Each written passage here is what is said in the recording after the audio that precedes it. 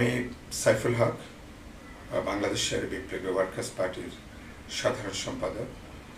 আমি ঢাকা 12 আসনে বিপ্লবী ওয়ার্কার্স পার্টি মনোনীত এবং বিএনপি জোটের সমর্থিত প্রার্থী হিসেবে পার্টি নির্বাচনী প্রতীক কোদাল মার্কা নিয়ে আমি আগামী 12 ফেব্রুয়ারি জাতীয় সংসদ নির্বাচনে আমি অংশগ্রহণ করতে যাচ্ছি।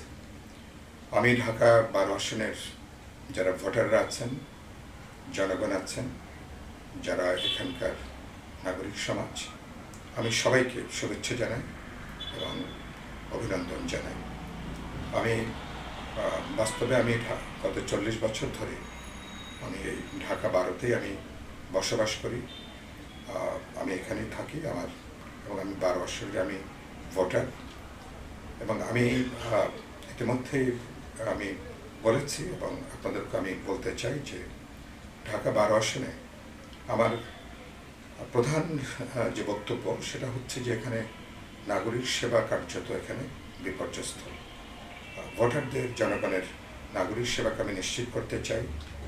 এই এলাকাটা সন্ত্রাস, চাঁদাবাজি, মাদক, দখলদারিত্ব সহ নানা ধরনের আমি দেখছি যে একটা নানা সংকটে মানুষ এখানে গভীরভাবে বিপর্যস্ত।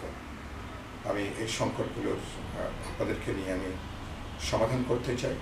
একই সাথে ঢাকার জনগণকে বা 12 আসন বা সামগ্রিকভাবে কীভাবে গোটা অঞ্চল মহানগরীকে বাসযোগ্য করে তোলা যায়, এটা আমার প্রধান একটা নির্বাচনী একটা লক্ষ্য। ঢাকা 12 আসনের মধ্যে শিল্পাঞ্চল আছে, গুরুত্বপূর্ণ শিক্ষা প্রতিষ্ঠান আছে, হাসপাতাল আছে, আমাদের জাতীয় সংসদ ভবন এবং এখানে প্রধানমন্ত্রীর কার্যালয় থেকে শুরু করে এটা গুরুত্বপূর্ণ একটা নির্বাচনী এলাকা। সুতরাং এই এলাকার মানুষরা খুবই সচেতন। 70% উপরে মানুষ এখানে শিক্ষিত ভোটাররা আছেন। আমি বিশ্বাস করি এই গুরুত্বপূর্ণ এলাকার যারা ভোটাররা আছেন ঢাকা 12 আসনে, তারা এবার সচেতনভাবে ভোট প্রয়োগ করবেন।